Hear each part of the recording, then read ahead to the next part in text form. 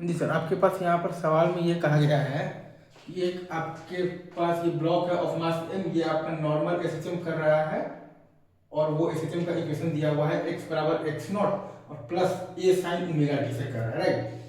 ये आपका दिया हुआ है। अब वो क्या रहा है ना सर कि एट टाइम आप देखिएगा t बराबर 0 पर, एट टाइम आप देखिएगा तो t बराबर 0 पर हो रहा है कि m जो है वो आपका बेसिकली m के साथ कोलाइड कर रहा है और वो दोनों आपस में बेसिकली स्टिक हो जा रहा है।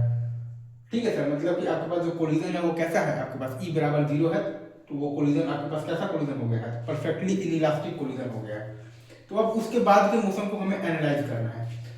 ठीक है सर, ये चीज आई गेस आपको समझ में आ गया होगा।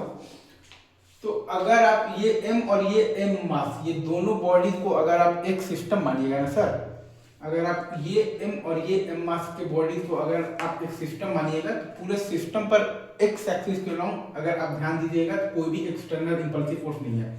अगर आप ध्यान दीजिएगा तो ये m और m ब्लॉक के सिस्टम पर एक्स एक्सिस के लॉन्ग कोई भी एक्सटर्नल इंपल्सिव फोर्स नहीं है। मतलब कि आप पूरे सिस्टम पर एक्स एक्सिस के लॉन्ग आप लीनियर मोमेंटम कन्वर्जन लगा सकते हैं। मतलब कि आप पूरे सिस्टम पर एक्स एक्सिस के लॉन्ग आप लीनियर मोमेंटम कन्वर्जन लगा सकते हैं। तो वही काम हमने यहाँ पर किया है। तो m plus m into we dash और बराबर है आपके पास m इंटू वी नॉट और माइनस है m इंटू ए ओमेगा, क्योंकि ये तो मतलब ये मास तो अपना मस्त मतलब ये कर रहा था तो एसएचएम कर रहा था, तो इसका स्पीड होगा एट टाइम आप देखिएगा t बराबर 0 पर, t बराबर 0 पर इसका स्पीड होगा आपके पास a इंटू ओमेगा होगा इन दिस डायरेक्शन। ठीक है सर, तो वही हमने लगा दिया है। तो m plus M into we dash बराबर आ गया है m इंटू वी नॉट और माइनस m इंटू ए ओमेगा। तो वी डैश का वैल्यू आपके पास आ गया है m into we naught minus m into A मतलब कि ओमेगा और बाई आ गया है m प्लस एम। तो वी डैश बराबर आपके पास आ गया है m वी नॉट, ठीक है सर, और माइनस m इंटू ए ओमेगा और बाई है आपके पास m प्लस एम। तो वी डैश का वैल्यू आपके पास और एक तरीके से आप लिख सकते हैं a dash into omega dash. V dash का वैल्यू आप लिख सकते हैं a dash into omega dash और ओमेगा डैश हम जानते हैं कि अब आपके पास हो जाएगा under root of the k by m plus m. पहले आपके पास ओमेगा था under root of the k by m, अब आपके पास ओमेगा डैश हो जाएगा under root of the k by m plus m।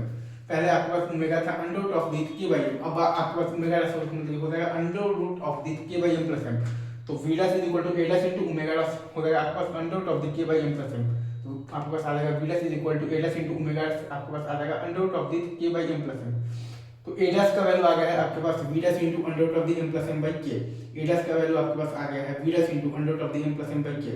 तो a डैश का वैल्यू आपके पास आ गया है, v डैश का वैल्यू हम लोगों ने रख दिया तो m v not minus m a omega by m plus m into under root of the m plus m by k।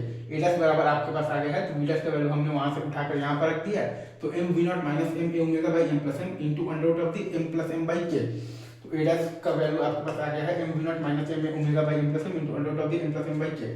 अब जो फाइनल एसएचएम का इक्वेशन होगा तो मीन पोजीशन तो आप देखिएगा तो अभी भी मीन पोजीशन पर आपके पास क्या होता है, बेसिकली एफ नेट एक्सटर्नल का वैल्यू 0 होता है। तो मीन पोजीशन तो अभी भी आपके पास x नॉट ही है।